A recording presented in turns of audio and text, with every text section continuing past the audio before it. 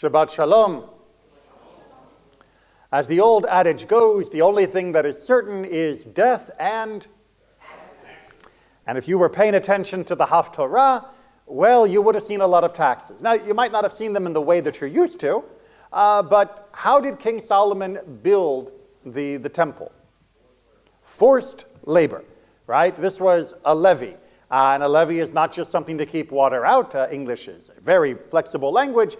This was forced labor. That is to say, the king said, you owe me this many months or this many days of work, and I can put you to work hauling stone, cutting timber, or doing any other task that I think is appropriate. In the years before coinage was so common, well, you didn't have money to tax because people didn't have cash sitting around in bank accounts. So instead, you taxed their labor by putting them to work on royal projects. And the people were not very happy about this. If you continue reading in the book of Kings, and you all should be, because there's a lot more going on than what we can get from the excerpts in our Haftarot. If you continue to read in the book of Kings, you will find out that when King Solomon passes away, the end of his reign, the people come to his son, Rehoboam, and they plead with him. Your dad got a little nuts there with all of the work that he forced upon us. This labor got rather onerous, because it wasn't only the temple, it was many other fortifications and special stables for his horses and many other monuments to his great rule. And they were asking his son, the new king, to just dial it down a little bit. You know, maybe don't push the people quite that hard. To which his son responded, my dad's power was like my little finger. And if you are reading that as having some innuendo, you are absolutely right. Rehoboam basically says, I'm going to show you how a macho king can rule. If my dad whipped you with whips, I'll whip you with scorpions. Meaning I'm going to make life even worse for you. At which point God tore the kingdom in half and gave half of it to a northern kingdom that's separated from the southern kingdom of Judah. And we ended up with civil war and eventually the destruction of that temple that Solomon had built. Way to go, son. But it really did begin with the way Solomon governed. It really began with this onerous tax. Now we can rewind a little bit to our Torah portion, and this is why, not coincidentally, we are talking about Solomon's building of the temple, and we can look at the contrast with the building of the Mishkan, the tabernacle in the wilderness. How was that built? Any forced labor? No forced labor. What is the name of this week's Torah portion? Terumah, which means kind of. Kind of it means gifts. This is where we can get a little bit sentimental and perhaps miss the point of what's going on.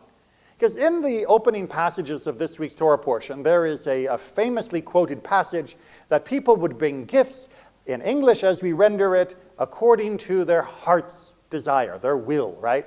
That basically this was a free will. My heart has moved me to want to make a donation to the building of the Mishkan. So here, have my precious stones, my gold, my wool, my wood, whatever it might be that you need, that people would bring just as they were inspired to do. And that is a beautiful lesson. It is also an abuse of the language, because that is not really how it works. And to understand why that's not the right reading of it, we have to understand how badly the Hebrew word lev is translated in modern English as heart. It is the heart, that is to say, if you were pointing at your lev in Hebrew, you'd be pointing to the same organ that in English we designate as heart. But what heart means in Hebrew and what heart means in English is not the same once you get past that basic organ that's pumping blood around your body. In English, if I were to ask you, what does heart represent? If I said, so-and-so is doing what their heart tells them, how would you translate that into slightly less poetic language? Compassion, right? It might be their compassion. And if I said that so-and-so had their heart broken, what would you think?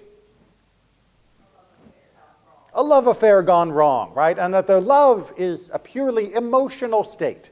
And now it has gone. The heart is the seat of emotion. It is the seat of feeling. It is the seat of passion, of compassion, of kindness and of mercy, and also of hate and anger. That all of those emotions are bound up in what we represent with the English word heart. Poppycock. That is not how Hebrew sees it.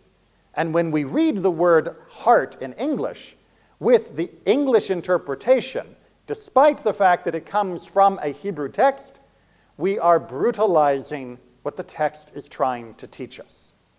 Because in ancient Hebrew, in biblical Hebrew, in rabbinic Hebrew, all the way up until modern Hebrew, where it began to adopt the Western pattern of separation, the word heart was yourself, all of you.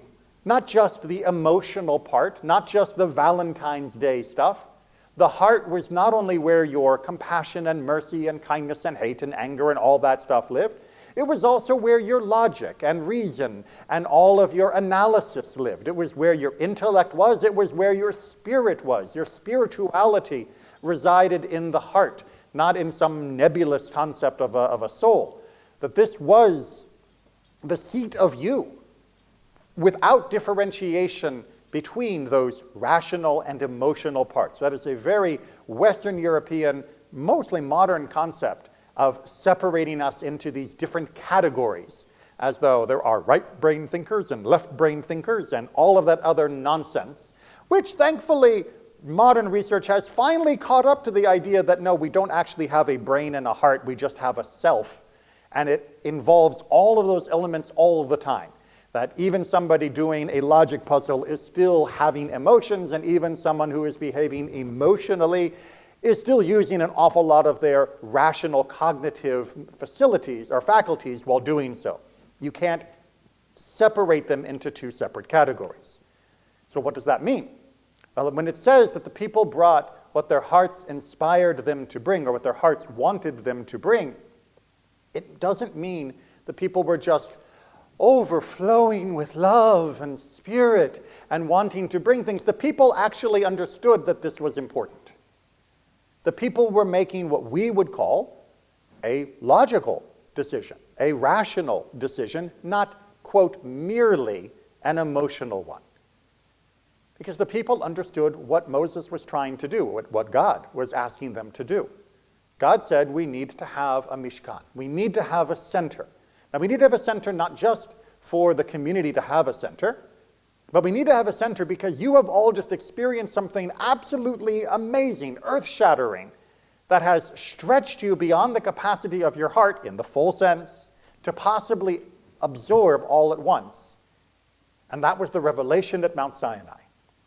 But unfortunately for you, and fortunately for the rest of us, you don't get to live at Mount Sinai for the rest of your lives. You're going to go someplace a lot more hospitable, a much better habitation. It's called the Land of Israel, or at least it will be called that very soon once you arrive. And you need to take what you have experienced here with you. And being human, you're going to want something tangible to make that happen, because we all like souvenirs. And the Mishkan was essentially a place where we could go to re-experience what we had had at Mount Sinai, which was a total self-experience. It wasn't just spiritual, it wasn't just emotional, it wasn't just intellectual, it was all of us, all the way, that we were there at Mount Sinai. And the Mishkan was going to reinforce, continue, and sometimes rekindle that experience for us hundreds and hundreds of years later, especially for those who had never stood at Mount Sinai in the first place. With that in mind as the mission, understanding that this is what God wants, feeling that this is what I need, and spiritually yearning for that continuation of closeness with God, how could you not but give? It was a tax, in the sense that we were compelled to contribute to this project. We were coerced by our hearts, by ourselves, to recognize the value, the worth, the necessity of this action.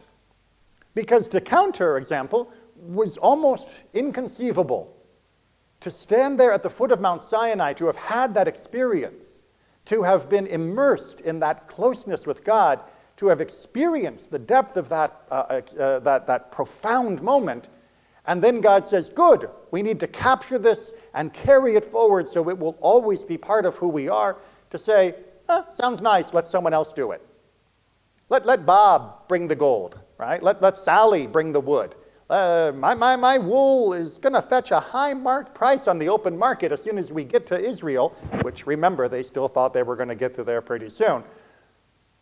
You could have easily imagined somebody thinking, let someone else do it. Right? Why should I pay this tax? Why should I be made less wealthy by giving up something, quote, for nothing? But the people didn't see it that way. They recognized that what they were giving up was in fact an investment. That what they were yielding from their material goods was absolutely to their and their children and grandchildren's benefit. And thus it wasn't an imposition. It wasn't seen as onerous, although it certainly absorbed a huge portion of the wealth of the people of that generation. Instead, it was seen as being a fulfillment of the self. This is why I am here, to help build something like this, to help maintain something like this, to help ensure that this experience of God in the world, in my life, will continue. Of course, let me get out my checkbook. People absolutely understood what this was. Now, do we call that a gift? Do we call that a tax? Do we call that a donation? Do we call this voluntarism? In English, we would love to divide it up into those different categories because we have a hierarchy within the Western world, that things that are given freely, that you have full control over your decisions, are somehow pure and better and more meaningful. And Judaism says no. The person who gives because it is the right thing to give is absolutely as good as the person who gives because it just moved them to do so. And in fact, in many ways, it is harder to give when you know you must than to give just when you feel like you should. Because being humans, when someone tells you you have to, most of us are like teenagers at heart, and we pull away from that kind of tug. Because, now that you told me that I have to, I don't want to. Right? If your parents order you to have ice cream after dinner, you're probably going to resist, or at least part of you is going to resist. Because we are human, and we don't like being told what to do. But in this moment, the people understood that their whole self was invested in this project, not just of the Mishkan, but what the Mishkan represented. It represented this new way of being as a people, and the new way of a people being in the world, and a way that would eventually, spread across the entire planet. Not that everybody would become Jewish, but the idea that was born there has continued to spread. The vision of God as part of our lives and of us as part of each other's community has continued to take root in ways across the planet to this present day. Were they being taxed? Was it a gift?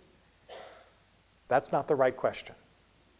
The right question is, what did they experience that for them, this was simply an undeniable action that their heart, their whole self, would make them do? Shabbat Shalom.